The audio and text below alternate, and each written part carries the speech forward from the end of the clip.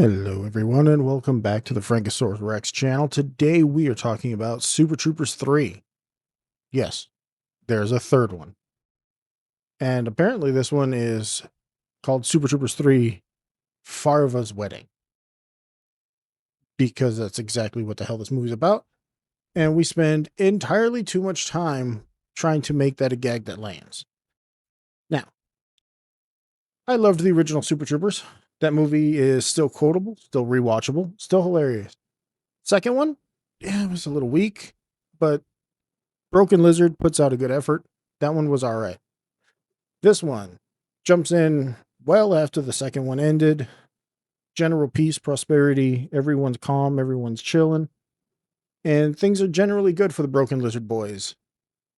But this one starts out, and I'm not going to go in chronological order, but this one starts off with Thorny talking to his sister and her saying that a car is behind her, causes an accident. But Farva saves her. I think for anyone with a pulse, it was extremely obvious that he was the one who caused the accident because he was there within like 10 seconds of it happening. Apparently, somehow, we're supposed to believe that she's super smart, but believes in astrology and also was totally chill with Farva running her off the side of the road down a forest and almost getting her killed.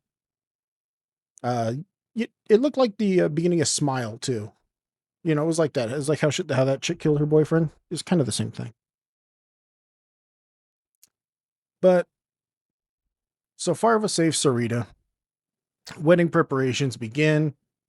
Obviously, Thorny hates the idea of Farva banging his sister because for some reason Farva lives with him now and has to just constantly listen to Farva bang the shit out of his sister all the time, and it's disgusting in all the ways you think it would be. Foster somehow manages to fumble and break up with Ursula. Uh, I think from the first movie, if you remember it at all, that was something that we all enjoyed watching, but just like the actors, that relationship did not age well. Uh, Thorny's parents come. They work really, really hard on the whole Indian trope. It has moments where it's fun. Uh, it doesn't land all the time. They really do harp on it quite a bit. For whatever reason, they really love Farva. Farva's able to pull it out of his ass, and he's just like nailing it. Everything Thorny does to try and fuck up the relationship, of course, as you would expect the trope to go, completely backfires. It makes Farva look better, makes him look like shit, ends up pissing off his parents and his sister to the point where they just ban his ass from the wedding. Uh, they try and keep the rest of the team involved in the story and get a few other plot lines going, you know, A and B subplots by inventing something called Canadian Crystal, which is a synthetic drug that's supposed to be entering Vermont from Canada. Has something to do with maple syrup, because of course it does.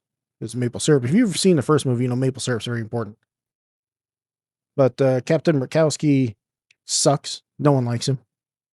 Our old favorite captain, he is no longer there. He's retired, but he never leaves. He's still there all the time, constantly, which leads for good things. Like, what's nice is when Captain's there, the original Captain, Murkowski is just Murkowski. He's never going to be Captain. He's not Captain in the movie. They all call him Murkowski, and I'm going to do the same.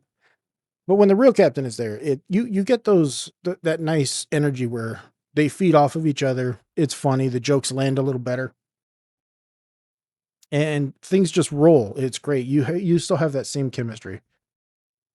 They still do a really good job of making that there. It's funny. That stuff still lands. It's great. It feels like the first movie in a couple of moments. But, you know, those are it's like three main times when it happens. Thorny finally comes along. He sets up a bachelor party. This is his last chance to try and get Farva out of there. They drug Murkowski. Rabbit obviously puts mushrooms in a bunch of shit, and Murkowski just fucking loses it. Uh, the family finds out how hard Thorny's been trying to do shit. This is what makes them disinvite him to the wedding. Uh, Mac is off doing his own thing because they have a new electric vehicle, and that's supposed to be the next running joke is the electric Canadian vehicle that they have to try and be environmentally friendly. It's called Le Sportif Electrique, which, if you translate it from the French that it is just called the electric athlete. And if you know shit about cars, you know that that's just a 2015 Ford Taurus Interceptor with a bunch of lightning bolt stickers on it and D badge, so there's nothing that says Ford, which makes it just as funny. Will Sasso is actually the voice of the car. They don't make the car gay, but they make Mac kind of gay. Mac tries banging the car by the end of the movie, which is weird. They turn him into a popsicle. It's like their version of Han Soloing him. The electric car detects that he's been thawed and he's dying, so it saves him, which is interesting. It makes for a fun bit. The movie has one nice moment where a S197 clapped out ass Mustang that looks like the American Muscle Parts catalog vomited onto it. Outruns a Charger patrol car, which we all know in real life would happen because that car tops out at like 120. And even a shit tier S197 would stomp its ass. So that's fun. So, all of that happens.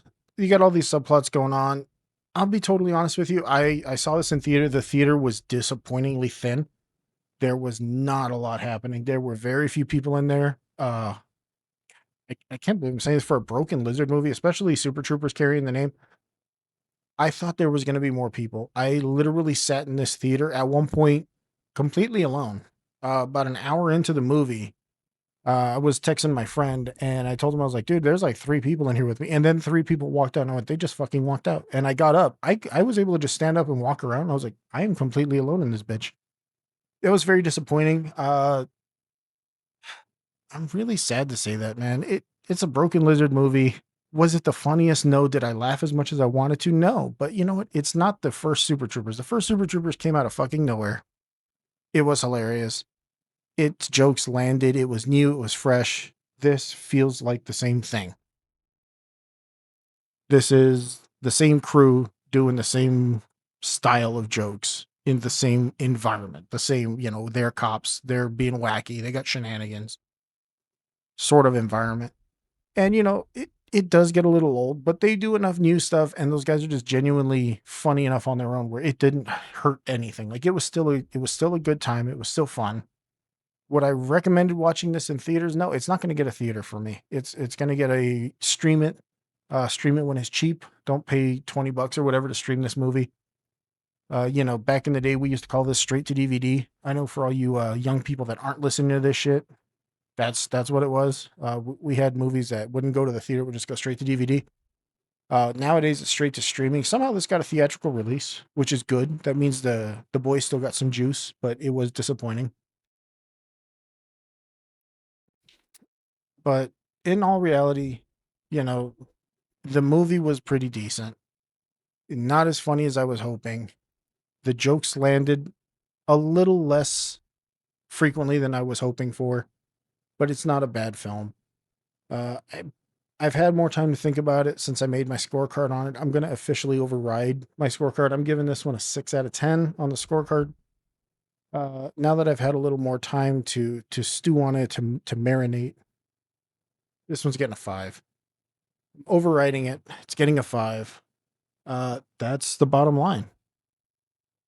It's a decent movie. In all honesty, rewatch Beer Fest, rewatch the original Super Troopers, and you'll have as just as good a time as you would have having this. You're not going to miss out much. It teases a 4th movie, looking for the captain's gold because there's a joke in there about him hiding a bunch of stolen money under the in the basement of the squad house there, or the patrol station, whatever they call those in Vermont. That lands again. It's stuff to do with the original crew and the original captain. That shit lands a lot better than when they're trying to do their own thing out there. Some of it feels a little forced. Overall, not a bad time though, but I can't justify anything more than a 5. I don't know why. I think it was because it was recency bias. I was still pretty chill coming off of seeing it in the theater. It's a 6 on the card. It's a 5 in real life. And if you want to support the boys, buy the popcorn bucket or something. The movie itself, it was all right. The electric car gag and hating electric cars was all right. It was funny the first couple times, but the other 12 times that they did it, it sort of ran itself through. Uh, Seeing the Deep in there as one of the douchebags, bad guys of the movie, it's fucking hilarious. I will never not see the Deep as the Deep. He is always going to be the Deep. But all in all, not a horrible movie. Like I said, it was a 5. See it, enjoy it, have some fun. I guess if you're into that sort of thing, this movie was made for people that were high as fuck to watch it. And that's probably when you're going to enjoy it best. And I don't partake, so that's probably why it's a 5 for me. But I've been Frankosaurus. You've been listening, and thanks.